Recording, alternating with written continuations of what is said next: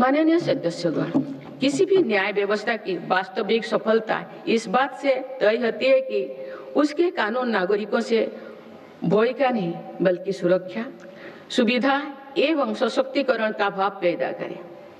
इस बात को ध्यान में रखते हुए भारतीय न्याय संहिता को तेजी से लागू किया गया है। साथ ही जन विश्वास कानून का एक और संस्करण भी देश में लाया गया है। अभी तक 300 से अधिक प्रावधानों को अपराधी की श्रेणी से बाहर किया जा चुका है। विकसित भारत के संकल्प की सिद्धि के लिए मेरी सरकार इस रिफॉर्म एक्सप्रेस की गति को निरंतर तेज करती है। माननीय सदस्यगण, आजादी के बाद भारत की प्रगति को कुछ शहरों और क्षेत्रों से ज्यादा गति मिली। भारत का एक बहुत बड़ा क्षेत्र और बहुत बड़ी आबादी ऐसे रही जिसे उचित अवसर नहीं मिल पाया। अब मेरी सरकार पिछले क्षेत्र और वंचित आबादी के सामर्थ्यों को विकसित भारत की ऊर्जा बना रहे हैं। आज पूर्वोदय यानी पूर्व भारत के तेज विकास पर विशेष बल दिया जा रहा है। आज पश्चिम बंगाल और ओडिशा के समुद्री क्षेत्रों में प्रगति की नई संभावनाएं बन रही है। पूर्वोत्तर का क्षेत्र भी आज विकास की मुख्य धारा से जुड़ रहा है। पूर्वोत्तर में असम श्रीमद शंकर देव जी की जैसे महान विभूतियों की भूमि है। अब वो दिन भी दूर नहीं है। असम में बनी सेमीकंडक्टर चिप दुनिया भर के इलेक्ट्रिक उत्पादों की लाइफलाइन बनेगी। इस क्षेत्र में कनेक्टिविटी पर भी अभूतपूर्व बल दिया जा रहा है। माननीय सदस्यगण, बीते 11 वर्षों में पूर्वोत्तर में 7,200 किलोमीटर से ज्यादा राष्ट्रीय राजमार्ग बनाए गए हैं। इससे दूर दराज, पहाड़ी, जनजातीय और सीमावर्ती इलाकों तक पहुंचना आसान हुआ है।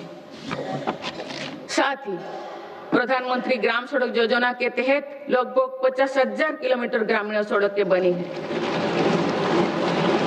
इससे बाजार, अस्पताल और स्कूल तक पहुंचना सरल हुआ है।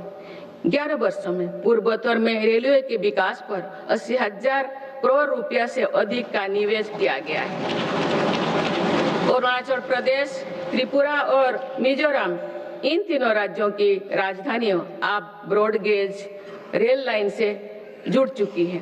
इससे इन इलाकों में आर्थिक प्रगति, रोजगार और पर्यटन उद्योग के लिए नई द्वार खुले।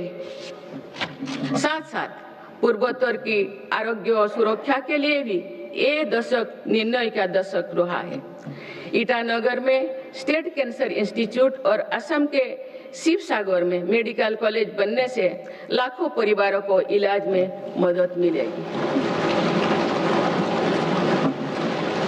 सिक्किम के सिच्चे में मेडिकल कॉलेज और अगरतला में महिलाओं और बच्चों का अस्पताल बनने से भी बड़ी सुविधा होगी। इस तरह के प्रयासों से पूर्वोत्तर में एक बड़ा हेल्थ इंफ्रास्ट्रक्चर तैयार हो रहा है। माननीय सदस्यगण, जो पिछड़ा हो वो मेरी सरकार की प्राथमिकता है। पीएम जनमन योजना, पीएम जनमन योजना आदिवासियों में भी सबसे पिछड़े जनजातियों की 20,000 से ज्यादा गांवों को विकास से जोड़ा जा रहा है। इन गांवों में गरीबों के करीब 2.5 लाख घर इसी योजना के माध्यम से बने हैं। धरती व जनजातियों ग्राम उत्कर्ष अभियान से भी आदिवासी क्षेत्रों में विकास को अभूतपूर्व गति मिल रही है।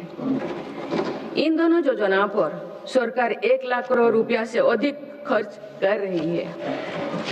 पिछले 11 वर्षों में अनुसूचित जाति के लाखों छात्रों को 42,000 करोड़ रुपया से अधिक की पोस्ट मैट्रिक छात्रवृत्ति दी गई है।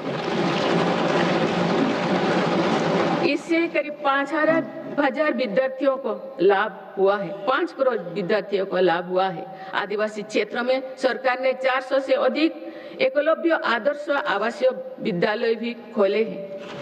इनमें जनजातीय बच्चों को अच्छी शिक्षा और बेहतर भविष्य मिल रहा है।